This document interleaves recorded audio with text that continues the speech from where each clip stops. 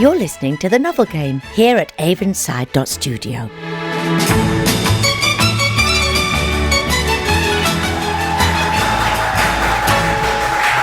Hello and welcome to The Novel Game. My name is Bruce Guthrie and I'll be your host. I'm joined by 4 panellists who'll be writing down what they imagine to be the first line of a published novel. Let me introduce you to our panellists. On my left, singer, songwriter, performer type, Stuart Flynn. Hello. And next to him, seasoned broadcaster, Fenella Fudge. Good evening. And on my right, the actor, Mike Goodenough. Hello. Hello. And comedian, writer, actor, Marian Pashley. Hello to you. Hello. And sitting next to me, brains of the outfit, Louis MacGillivray, our reader and scorekeeper. Ladies and gentlemen, this is the Available Talents.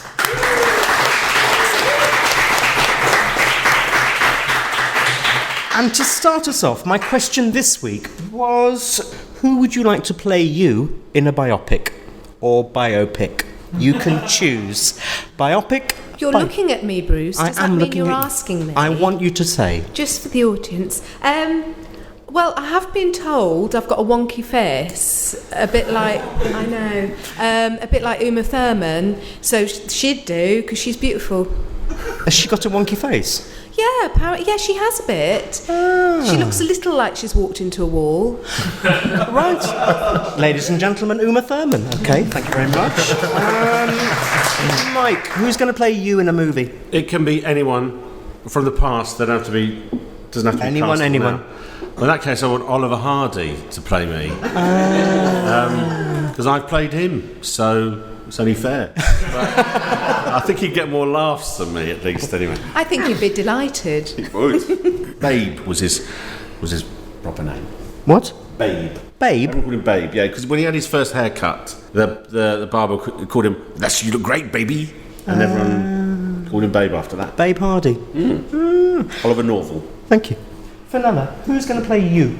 Well, when I was younger, I was told I looked like the woman in T'Pau, Carol something. Carol Decker. I don't anymore, but then she probably doesn't look like she did, so she can have it. She can have you. The job's out there, isn't it? I think it probably is. Stuart. Well, I think it's going to have to be Tilda Swinton. And for the femme parts, I think she could maybe have Nicole Kidman Depp. Yes, we'll just Depp in there. Or even Johnny Depp, actually. Why not have Johnny Depp? Why not? Why not have a cast of a few? A few, just to play the one person that is you. And my multiple personalities. And your multiple personalities. Okay. Oh, and if we're going back in time, we'll have Quentin Crisp as well. Well, in that case, I'm going to have Bette Midler. Oh, no, sorry, I got that wrong. Betty Davis. Well, I noticed the stunned silence of the audience. They were like, really? I was thinking Bette Lynch, but Oh, rude. Bette Noire. So. Right, well, that's the lines drawn, isn't it? Isn't it? I scoured a bookshop, and fairly near the back, I found, for round 1, this book. It's called Only Dad.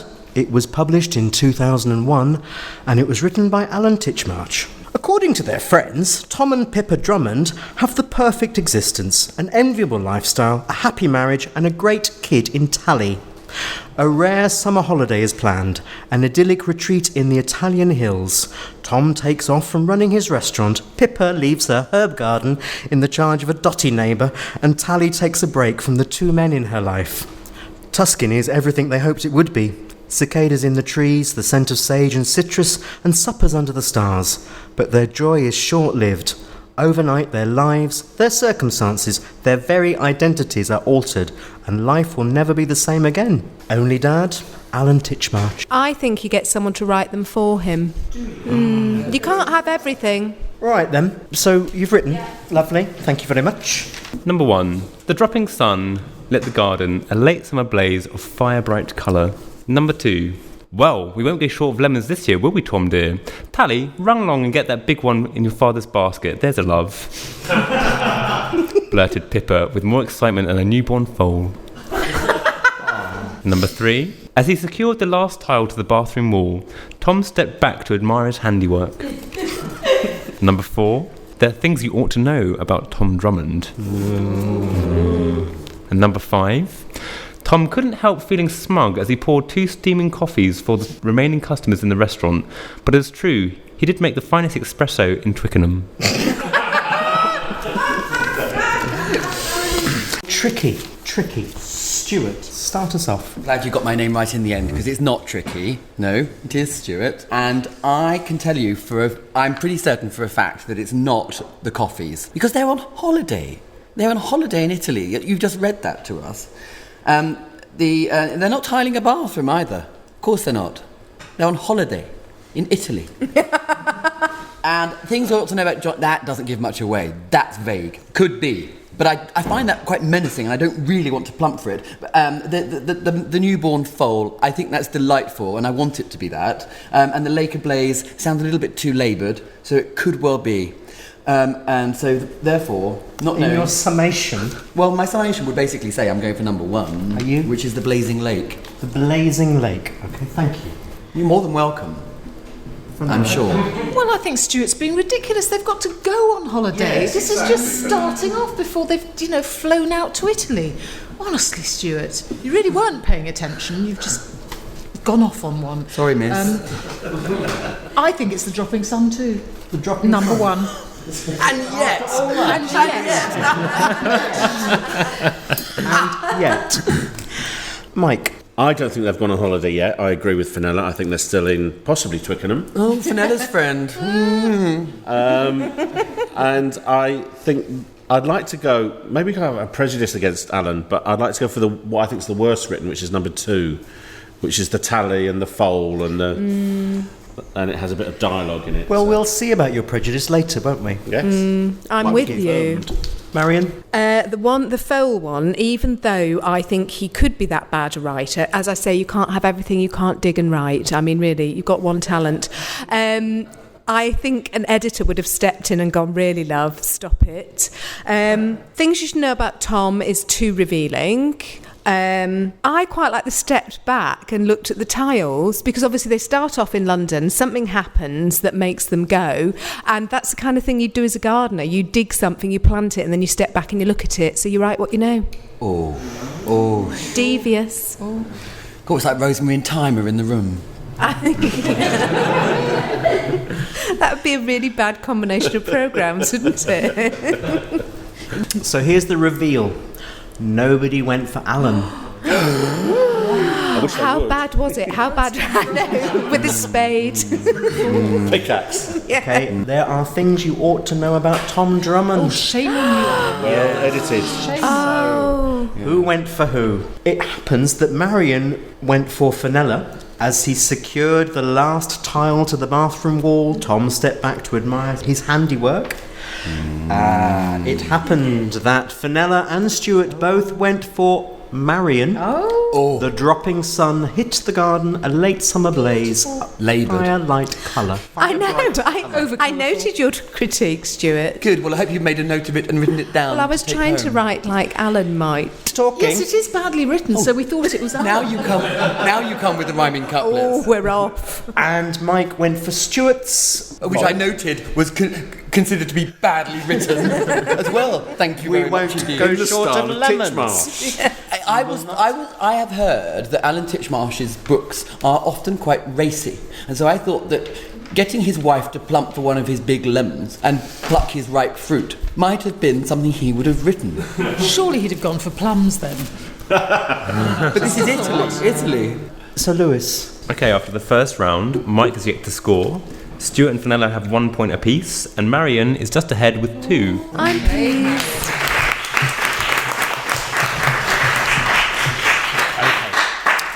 On to round 2. This is Agatha Christie. And Then There Were None, written in 1939. Back of the book says this: 10 strangers are lured onto an isolated island mansion off the Devon coast by a mysterious U.N. Owen. At dinner, a recorded message accuses each of them in turn of having a guilty secret, and by the end of the night, one of the guests is dead, stranded by a violent storm and haunted by an ancient nursery rhyme counting down one by one as, one by one, they begin to die. Which amongst them is the killer, and will any of them survive? Stuart. Well, I mean, isn't that ridiculous? Will any survive? And the book's called And Then There Were None. Now, let me think. I'll muse over that. And the UN Owen in Devon, surely is that Devonshire for unknown? The person's unknown, is that right? Miss Marple's in the room with us. I think it's still Rosemary and Thyme. Lewis. Okay, so number 1. The sun was setting as the guests arrived. Each was dramatically silhouetted in the doorway as Mellors opened the impressive front door. Number 2. The grandfather clock in the hallway chimed the quarter hour as the envelope containing the invitation dropped onto the doormat of number 1, Chessington Mews, Mayfair. Number 3. I've never met that man in my life. We have nothing in common, as you might easily suspect. I'm not a keen drinker of lager. Number 4. In the corner of a first-class smoking carriage, Mr. Justice Wargrave, lately retired from the bench, puffed at a cigar and ran an interested eye through the political news in the Times. And number 5. The crisp white envelope dropped through the letterbox just as Alison Tate was putting the last clip in her unruly red curls. We're going to start with Fenella. Oh, I like the fact 2 people have gone for the invitation. One of them could be Agatha herself. I think it's between the Wargrave, the judge, and the crisp white envelope and the unruly red curls. As I am a redhead, I will go for the unruly red curls. Unruly red curls. Okay, thank you. Mike, what are your thoughts? Well, my initial thought is Mellors was surely in Lady Chatterley's Lover, so I don't know whether Agatha would steal that name for one of her characters. Again, I'm intrigued by the 2 envelopes, but I think the one that I like the most, which I'm going to go for, is number 4, the Times, the carriage, and smoking a cigar. Okay, thank you very much. Marian, what are your thoughts? Well, I think that Mellors, again, is too much of a character that's been Lady Chatterley's, isn't it? So that sounds wrong. Lager is far too modern to be a reference. It would be stout, wouldn't it, back in the day, or something like that. And she set them usually in the upper classes, so I'm quite liking the cigar and the train carriage. Okay. Because he's a judge or something, isn't he? Stuart, so tell us about your thoughts. Well, I think we've had sunsets already, so I don't think it's Mellors and I don't think it's sunsets, and that's number 1. Out! An envelope with 1 Chessington Mews Mayfair landing on the mat when it's set in Devon would be obviously incorrectly delivered by quite some many miles. Lager, I'm sure they had, but I'm actually going to plump for the Carol Decker as well. I think I'm going to go for the unruly curls because I don't think it was the Justice with the cigar in the drawing room. With the lead piping. Because then that would make him tantamount to being a lesbian, frankly. There's so a I'm going lead. to go for number 5. I do think it's quite interesting, though, that if a judge turned up, but surely that's going to be a really short story. He'd have worked it out within minutes. Oh, you've not really much understanding of the British legal system, have you? No, true. It's obviously him that done it. I think it's him what done it is the correct term. Do you want to know what done it or who did it? Yes, all right. Okay, so Agatha Christie wrote in the corner of a first-class smoking carriage, Mr. Justice Wargrave, which was Marian and Mike, and Stuart and Fenella went for the crisp white envelope written by Marian. Oh, Marian, she's I was suspicious of storming that it. because of the unruly. You see, I wouldn't have thought she would have had unruly curls. Well, no, because Agatha Christie quite liked to include a love story in her detective novels, particularly in the early days. I think if people have read Agatha, they'd agree with me. And that seemed like a good setup for a love story, Unruly Red Curls. Unruly is the basis of a sex lust story, not a love story. Perhaps. One is not unruly Definite. in love. You just want to look smart. You're trying to sort your hair out. It's not unruly and no. It's not sexual. Silly boy. Oh. Lewis. No, Lewis, it's not like you're busy. If you have anything to say. So after round 2, there's a 3-way tie for last. Stuart... Lewis, can I just say, you have such a way with you. There's a 3-way tie for last. There's a better way of putting that, surely. No, have another bash. Those three that are failing equally. Stuart, Fenella and Mike all failing on 1. Marian has 5 actual points. 5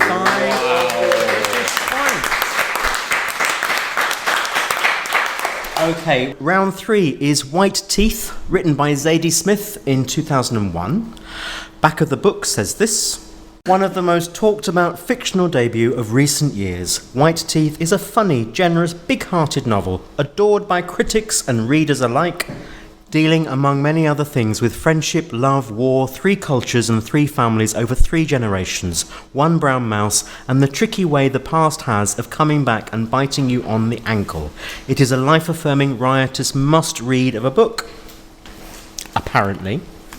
I'm just looking at your white teeth now.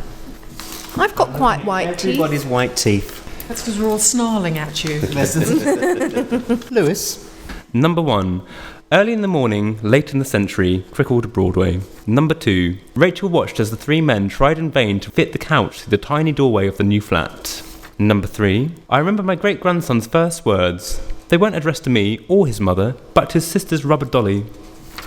Number 4. Children had always been a source of exquisite agony for Hortense, and I lost count of the times I heard her cuss at me. Number 5. I watched Brown Mouse scurry back under the sofa. That meant that tomorrow it would rain. There you have it.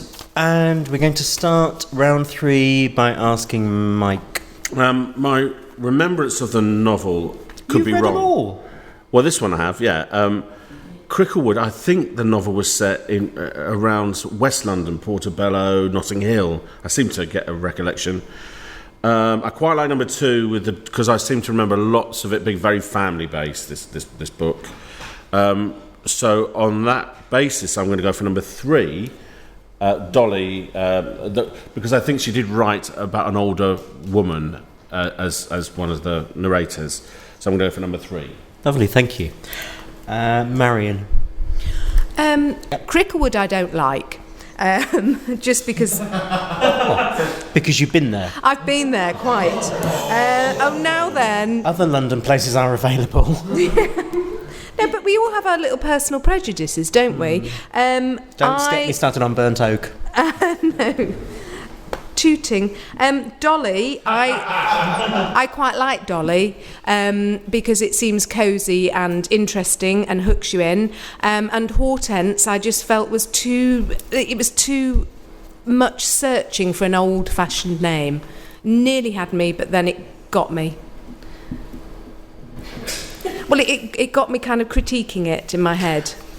And where does that lead us in the end? Oh, sorry, Dolly. I thought that was obvious. Right, sorry. thank you very much. Okay, Stuart. Oh, Liberty Bell, it's not a brown mouse scurrying out. I mean, since when did that ever forecast any weather? And the brown mouse is in the blurb, so we're not going to have it in the actual book, are we? Are we not? No, not straight away in the first line. I don't think so. No. And the Cricklewood could be the tiling bathroom. Is that one? That was Alan Titchmarsh. Oh, right. No, it's not the tiling bathroom. It's not that. Correct. And I like the grandsons. Grandsons? Anyway, or the but I think Mike's tipped me off here with the West London. I think there are people called Hortense in West London, and I want to plump for Hortense. And I like. You have. Well, I have. You've plumped. Okay, Fenella. I liked the brown mouse, but... You can like the brown mouse. Thank you. My argument with the one about the dolly is dollies aren't made of rubber. They're made of plastic. I can't think of a rubber dolly. Rubber is the wrong material to make a dolly out of. 369, The goose drank wine, the monkey chewed tobacco on the streetcar line, the line broke, the monkey got choked, and they all went together in a little rowing boat. Clap, clap. My auntie told me it was not goody, then she would buy me a rubber dolly. I'll have that one then. I kissed a soldier. Sold. Now she I'll have won't it. buy me a rubber dolly. That was truly bizarre. They honestly didn't rehearse that. Poetry, please. Yes, please. Please. Sorry, yes. So, here we are. Okay, Fenella, Mike and Marian have all gone for number 3. I remember my great-grandson's first words, which were written by Stuart. Oh. And Stuart, you went for Mike's. Children had always been a source of exquisite agony for Hortense, which was Mike's. And the real first line is... Oh, yeah. Brown mouse. Cricklewood. Oh, yes. Early in the morning, late in the century, Cricklewood Broadway was Zadie Smith. Ah, there we have it. Lewis. I got mugged on Cricklewood Broadway. Did you? Yeah.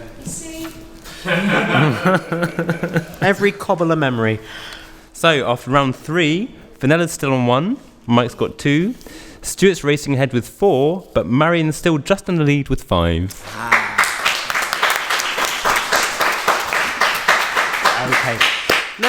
Now we come to round 4, which is the biography round. This is Barack Obama, written in 1995, Dreams of My Father. Back of the book says this. Before Barack Obama became a politician, he was, among other things, a writer. Dreams of My Father is his masterpiece, a refreshing, revealing portrait of a young man asking the big questions about identity and belonging. The son of a black African father and a white American mother, Obama recounts an emotional odyssey. He retraces the migration of his mother's family from Kansas to Hawaii, then to his childhood home in Indonesia. Finally, he travels to Kenya, where he confronts the bitter truth of his father's life and at last reconciles his divided inheritance. Dreams of My Father, Barack Obama. Biography. He smokes. Barack smoke. He smokes like a chimney. It doesn't inhale. That was the other one. He's absolutely pickled with tobacco. That's He's the astonishing. president. That's right. No, but you'd think that he would be made to stop, wouldn't you? I imagine that someone x-rays him on an hourly basis. Lewis, let's hear those. Okay. Number 1. We lived in a state of permanent readiness, and I always loved the dramatic drive into the hills as Jakarta surrendered to floodwater again. Number 2. Odi Marziwa, said the houseboy to my father every morning at 6 a.m. as he brought him his coffee in bed. Number 3. Suddenly I woke up. It had all been a dream. It's not that I was an orphan or fatherless in the least, but Pop had just not lived up to my expectations, my perhaps great expectations. Number 4. A few months after my 21st birthday, a stranger called to give me the news. And number 5. My father, tormented though he was, upheld a responsibility to his children. Marian. I'm actually really enjoying this one because it's so random. Yes. It could be anything. And I imagine that there's probably everything to play for. Well, absolutely, because I'm slipping, frankly, but not off the seat. That would be something else. Suddenly I woke up. I think that's someone getting towards the end of the game and going, I've got no idea. I'm going to pretend I'm at school again. You remember you'd write a story and you wouldn't know where to go with it, and then you go, and then I woke up. That's what someone's done really cheekily on this here novel game. So that's not it, for a start. I love the stranger called to inform me, because that sounds a bit like he'd not done anything towards being the president, and then one day someone knocked on the door and went, it's your turn. Be great, wouldn't it, if you just got a badge or something through the post. I actually think it's the bit that starts with a bit of language at the beginning. Mm-hmm. I don't think anyone here would be audacious enough to try and pull that off. Great, thank you. Next we turn to Stuart. Oh, well, I think I'm going to go with you on the pulling it off thing. I actually, Marian, I think so. I don't think it's the tormented children, and I think really arriving with the news that it's of your 21st birthday. It sounded like someone had arrived with the news that he had been 21. Oh, by the way, you're 21 now, you know. Oh, I missed my party. So I wasn't thinking it was about presidency at 21. No, it doesn't happen. So, blah blah blah. To cut a long story short, which is if you could, right. Tracy. Yes. Number 2. Thank you. And Fenella. Well, I think that's terribly underestimated that people wouldn't have done the Odi Marziwa and looked up this phrase. I think you did that. I'm sorry, just for the benefit, who are you pointing at when you do that? Well, it's not Marian, because she went for it. All right. It was the man next to Marian, isn't You think it? it's Mike? I might go The for actor, it. he's got, look at him, he's gone all poker-faced. So I'm not going for number 2. I like the few months after my 21st birthday because we don't know what the news is yet. And it's probably my father died or something. So I'm going for number 4. As is your privilege. Thank you. You may. And I'm probably wrong. And lastly, Mike. Well, I'm very tempted to be audacious and go for Oh Dear Marzipan, number 2. I got a D in my geography O-level, so I don't know where Jakarta is. She went of her own accord. Jamaica? Yeah. I quite like number 4. It does work with Jakarta as well, though. If you think about it. Jakarta. No, I she carried took a her. plane. Okay. We can cut that bit, can we? No. Okay. I like 4 and 5, but I'm going for 5. The father and children. Oh, okay. Marian and Stuart, you went for Odi Mazawa, written by Mike.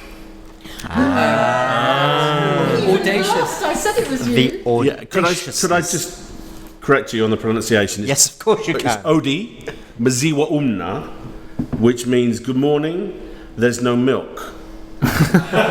Because that's what the houseboy used to say to my dad every morning when he brought him his tea. In Your which country? dad is Barack Obama. Oh my word. No, my mum and dad were the in radio audience. my mum and dad were in East Africa, so Swahili is the language of Kenya. So I thought I'd be audacious, and you saw through my plan. Do it one more I got 2 time. points out of it. Do it. Say it one more time. Odi Maziwa Umna. Thank you. See, now Deal. I'm not sure what time of day it is. So, Marian and Stuart, you went for Mike's. Well done, Mike. And Fenella, you went for the real answer. A few months after my 21st birthday, a stranger called to give me the news. That I'm 21. And it's The next sentence is the But news we don't. Mike went for Marian, and my father, tormented though he was, upheld his responsibility to his children. Lewis. So after round 4, Fenella's on 2. Stuart and Mike are both on 4, but Marian is racing off with 6 points. 6 points. Okay, we come to the last round. It's Captain Corelli's Mandolin, 1994, Louis de Bernier. It's 1941, and Captain Antonio Corelli, a young Italian officer, is posted to the Greek island of Cephalonia as part of the occupying forces. At first, he is ostracized by the locals, but as a conscientious but far from fanatical soldier, whose main aim is to have a peaceful war, he proves in time to be civilized, humorous, and a consummate musician. When the local doctor's daughter's letters to her fiancé, a member of the underground, go unanswered, the workings of the eternal triangle seem inevitable. But can this fragile love survive as a war of bestial savagery gets closer and the lines are drawn between invader and defender? In everybody's backpack in the 90s. Really? Oh, you couldn't move for it. And at the end of Notting Hill, that's the book he's reading, Hugh Grant. There's the 2 of them lying on the Exactly. he's reading Any that. Greek island. But apparently the film company had the rights to make it, so it was a little plug. Really? Yeah. Is that your actual truth? Oh yeah. Okay. Okay, so I'm glancing over this one, and just to warn you, I'm afraid the first one's actually been written in an Italian accent. Number 1. Luca, to be honest, I don't care if you're Greek or wherever you're from. I love you and we'll sing a song for you. Cocos and Mussolini, alive, alive, oh. My mama's favourite, and we'll have an ice cream. One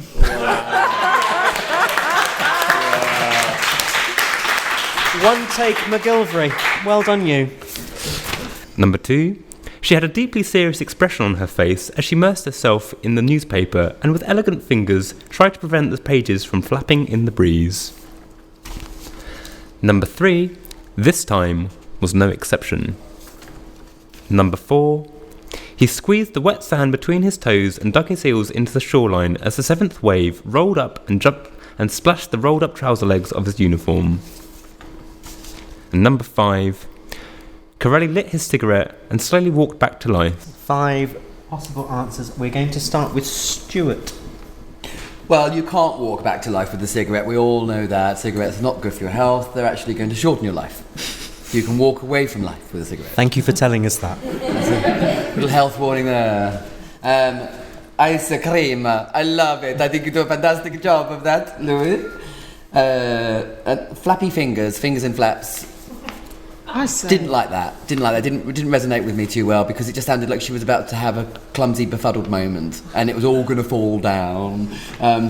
This time was no exception. Yes, but that leads somewhere. It's not the end of a book. And then the shoreline. You see, you don't have uniform at the end of a book. The war was finished. You wouldn't wear a uniform whilst paddling on the... I don't go for that at all. I'm going to go for the fumbled fingers flapping. Fumbled fingers?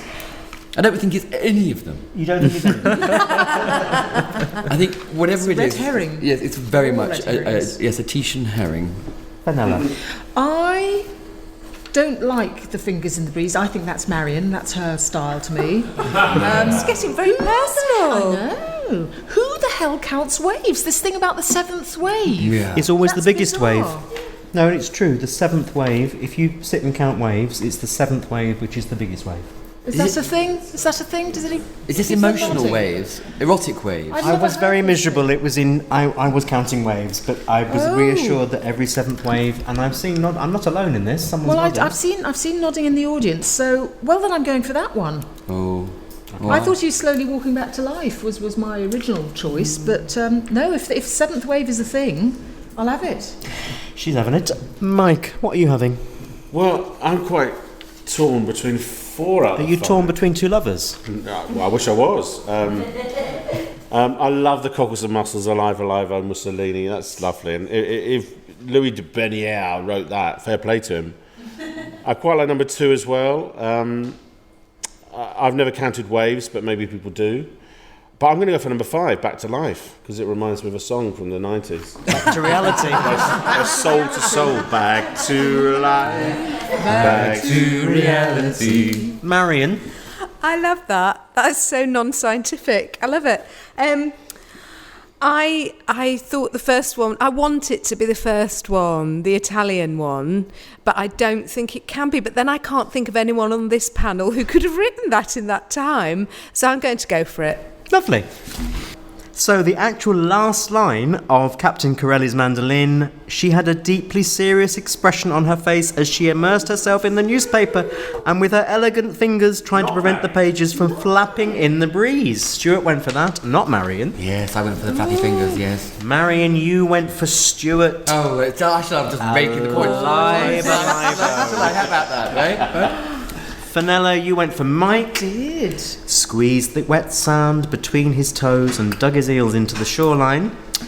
Would you like to do that, Mike? Would you? I have done it often, but not in uniform. And Mike, you went for Marian. Corelli lit his cigarette Back to and life. slowly walked back. Back to life. That says too much about my ill-spent youth, doesn't it, in the 90s? So, Lewis, last round. If you can, pull that all together and give us some sort of summation of people's scores.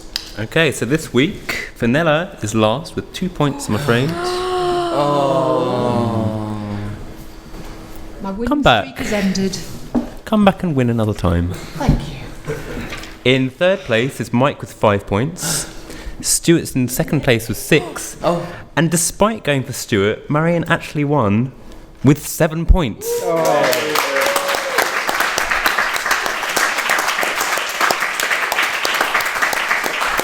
So my thanks go to Stuart Flynn, to Fenella Fudge, to Mike Goodenough, to Marian Pashley, our winner, and what good value they are. And a big round of applause for our impartial and poker-faced scorer and deep-registered reader, Louis MacGillivray. And my thanks to our encouraging and attentive London audience here in Covent Garden. My name is Bruce Guthrie. Make it your business to listen to the novel game next time we play this marvellous game. Thank you.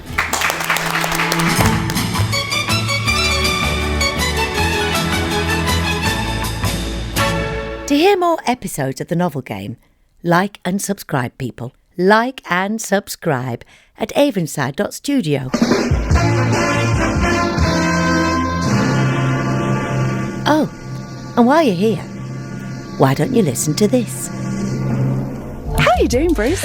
I'm not quite a Bristolian.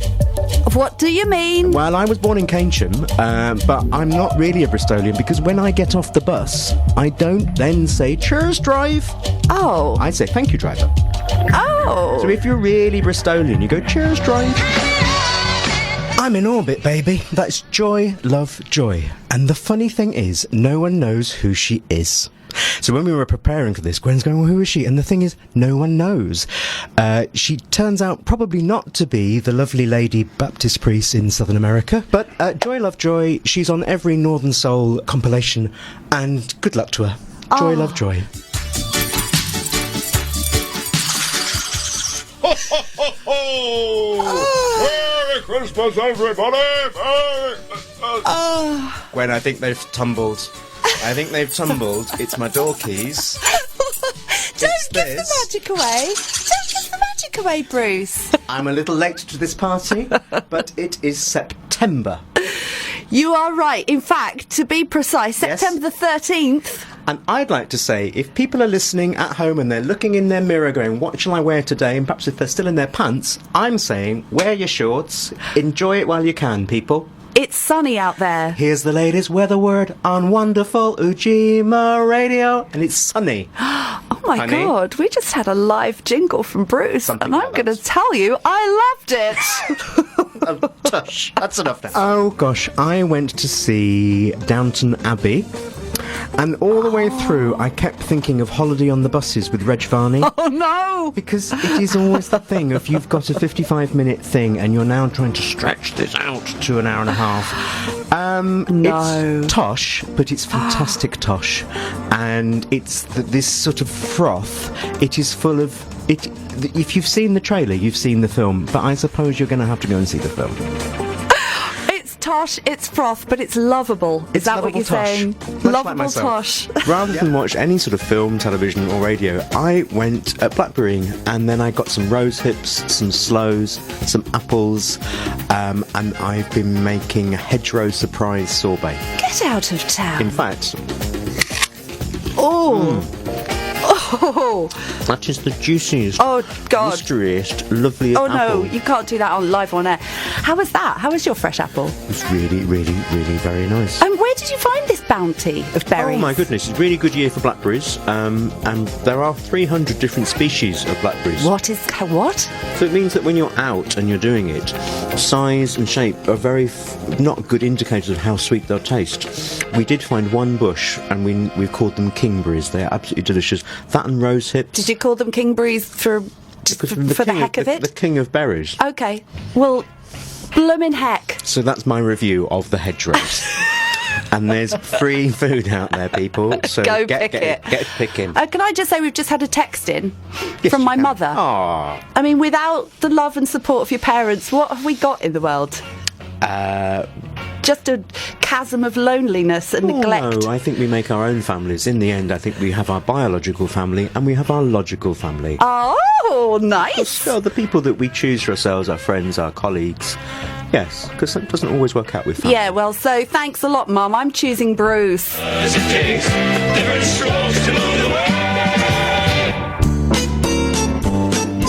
What are you talking about, Willis? It's 5:15 on HTV West and it's Different Strokes. So I've got a bit of a thing. In the film Judy, her musical director is Burt Rhodes. Yes. I looked him up and Burt Rhodes is a lovely man. He's 80, he's white. However, for some strange reason, in the film they've chosen to cast a person of colour. It's rather strange. This is Burt Rhodes, The Good Life.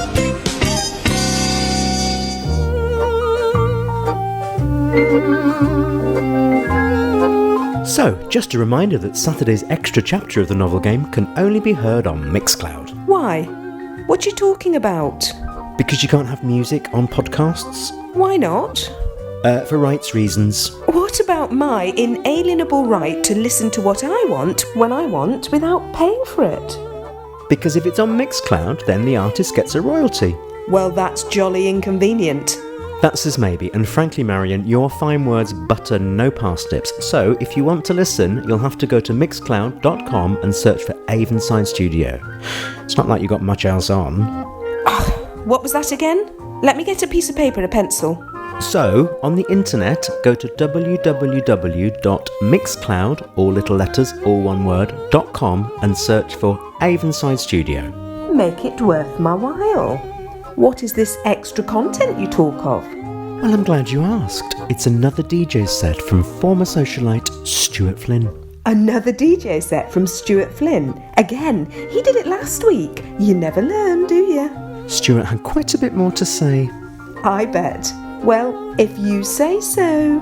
I do. So, this week's extra chapter of the novel game drops on Saturday lunchtime and is available only on mixcloud.com. Just search for Avonside Studio.